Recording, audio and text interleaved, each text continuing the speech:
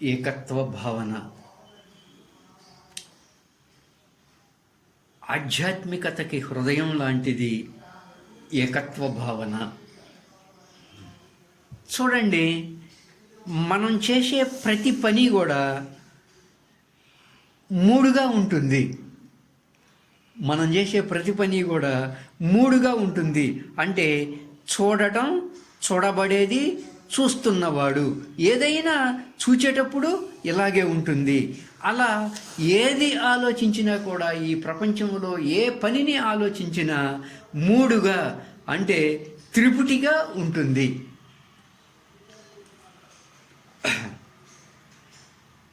అంటే ఈ త్రిపుటి అనేది మన స్వరూప స్థితికి సంబంధించింది కాదు. ఈ త్రిపుటి అనేది చైతన్య స్థితికి సంబంధించింది కాదు. ఈ త్రిపుటి అనేది మన సాక్షి స్వరూప స్థితికి సంబంధించింది కాదు. ఎందుకంటే ఈ త్రిపుటి అనేది మనసు ఏర్పరచుకున్నది. వాస్తవానికి ఈ త్రి అనేది లేదు. ఏమండి, ఈ త్రిపుటి అనేది అంటే ఏకత్వ భావన, అద్వైత భావన లేకపోవడం వల్ల, అజ్ఞానముతో ఉండటం వల్ల నీకు ఈ త్రిపుటి తెలుస్తుంది. అద్వైతము అంటే నా ప్లస్ ద్వైతం, రెండు కానిది. ఒకటి కాదు సుమా, నా ప్లస్ ద్వైతం, రెండు కానిది అద్వైతం. అంటే ఏకత్వ భావన, అద్వైత భావన లేకపోవడం వల్ల, అజ్ఞానము ఉండటం వల్ల ఎవరికైనా సరే ఈ త్రిపుటి తెలుస్తుంది. అంటే ఏ పని అయినా సరే మూడు రకాలుగా తెలుస్తుంది. నువ్వెవరివి? విశ్వ చైతన్య స్వరూపానివి. నేనెవరిని? విశ్వ చైతన్య స్వరూపాన్ని. అంటే నువ్వైనా సరే, నేనైనా సరే, ఎవరమైనా సరే విశ్వ చైతన్య స్వరూపమైనటువంటి బ్రహ్మస్వరూపులము, ఆత్మస్వరూపులము అందరము కూడా.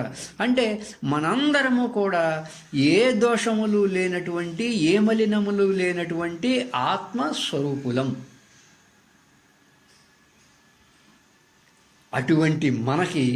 అటువంటి మనం అంటే తెర మీద దృశ్యం పడినట్లు ఈ త్రిపుటి అటువంటి మన స్వరూపం మీద పడుతుంది.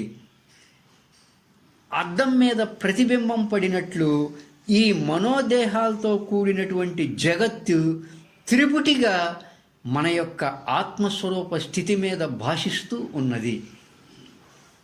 అయితే నేనొక విశుద్ధ బోధస్వరూపాన్ని, అంటే నేనొక విశుద్ధ జ్ఞానస్వరూపాన్ని, నేను ఒక ఏకత్వాన్ని అనుభూతి పొందేవాడిని, నేను ఒక అద్వైత స్వరూపాన్ని. నేను అంటే ఏ మలినములు లేనటువంటి ఒక విశ్వ చైతన్య బ్రహ్మస్వరూపాన్ని.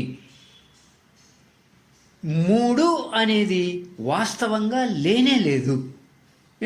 అజ్ఞానముతో ఎవరి మనసు అయినా సరే ఉండటం వల్ల, అజ్ఞానంతో నా మనసు అయినా సరే, నీ మనసు అయినా సరే, ఎవరి మనసు అయినా సరే ఉండటం వల్ల ఈ మూడుగా మనసు చేత కల్పించబడుతుంది ఏదైనా సరే.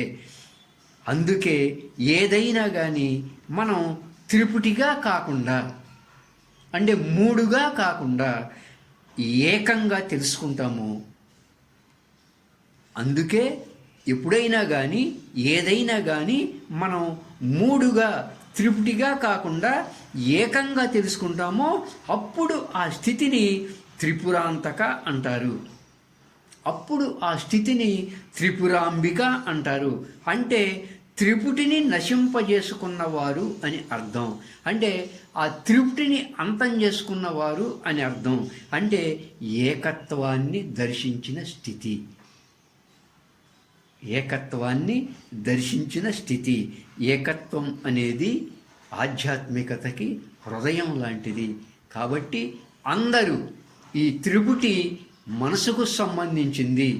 నేను ఏకత్వాన్ని అనుభూతి పొందే విశ్వ చైతన్య స్వరూపాన్ని అనేటువంటి ఏకత్వ భావనలో ఉండి ఆధ్యాత్మికత యొక్క హృదయాన్ని గ్రహించాల్సిందిగా ప్రార్థన.